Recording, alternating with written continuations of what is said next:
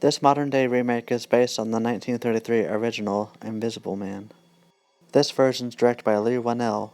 You're probably familiar with that name, as one of the writers from Saw, who worked alongside James Wan. So far he's directed 3 films, including Insidious 3, along with Upgrade, and now The Invisible Man.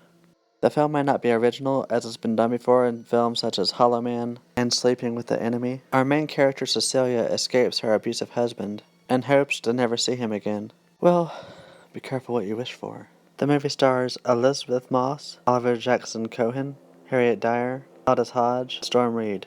This movie is labeled as a science fiction thriller, which I think it has more of a formula of a supernatural, because it does have that same feel as James Wan's The Conjuring films, where there'll be a slow build up, and as far as like you'll see something move or hear something, and then progress through the film to be something more than what started off.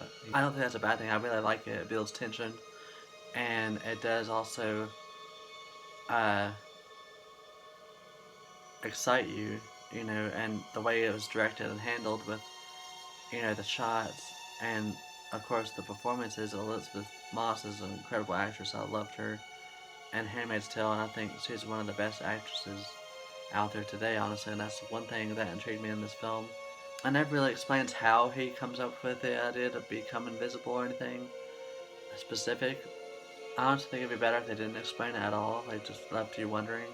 They could have just honestly had, him die, and then, his spirit comes to haunt her or something because she escapes or something. I don't know, but like, I think that the route it was going, it really could have just been that, and it would have been fine.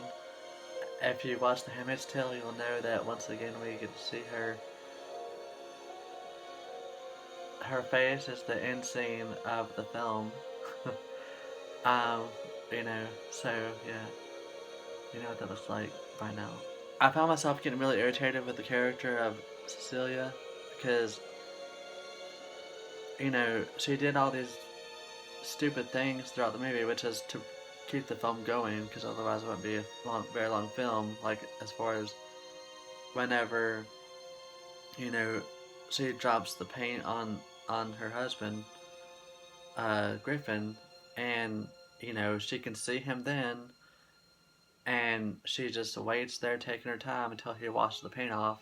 I'm like, that's your chance to kill the motherfucker. Of course, when she has him down for the count and she runs off, like, finish what you started, bitch. A film like this, you would think that it wouldn't be very threatening or scary, but the way Leigh Whannell directs it and certain shots, and, like I said, it has the formula of like a Conjuring film or supernatural film, and that of James Wan's style. It has that same presence here, and it is frightening to think about if it's done the right way, and it is in this case.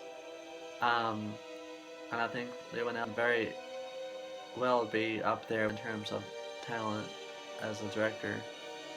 You are invested with this character, because unfortunately it's a reality in life where, you know, not just women but men can be put in a situation where, they'll be trapped. I see a lot of potential in this film. And remember, just because you can't see something doesn't mean it isn't there.